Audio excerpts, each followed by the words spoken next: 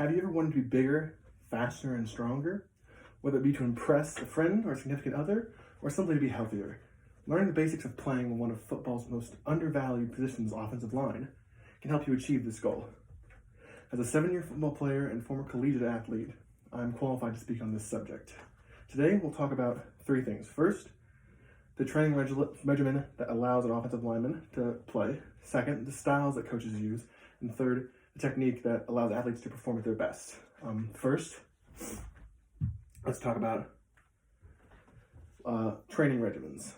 It's extremely focused on strength and finesse, and training can be broken down into basically 2 big facets: weightlifting and field work. Weight training is the bread and butter of any offensive lineman, as they're expected to be some of the strongest players on the field. This fact is demonstrated by the fact that many offensive linemen are called power players, while everyone else is called a skill player, essentially.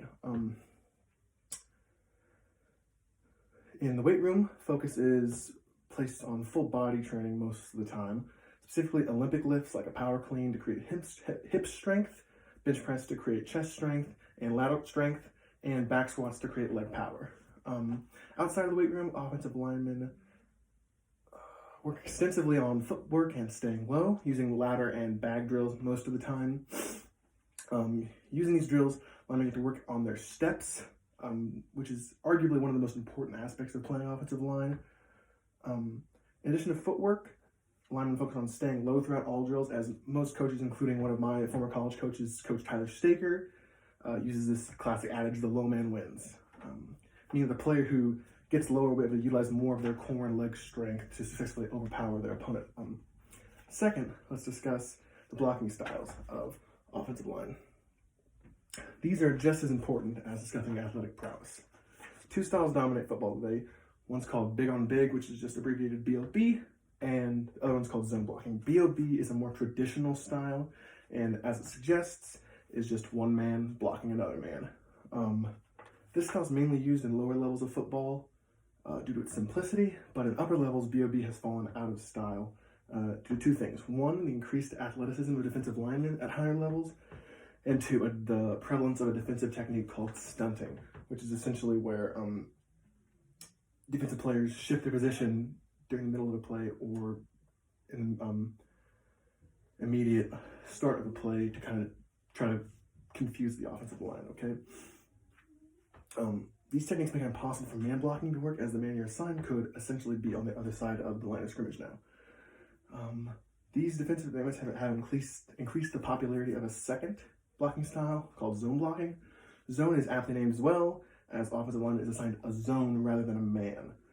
Zone blocking allows the offensive lineman to focus less on play calling and more on the technique and athleticism.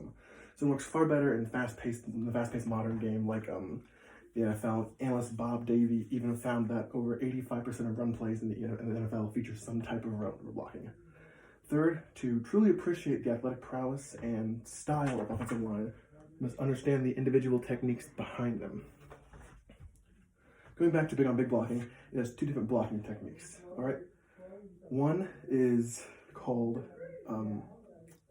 down blocks, and one's called pull step. These are outside of just your original just man-on-man block.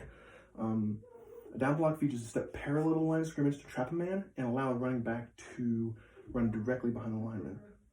A pull block is more complex and features the offensive lineman running around the entire line to block someone further downfield. Zone block is, as you can guess, a lot simpler.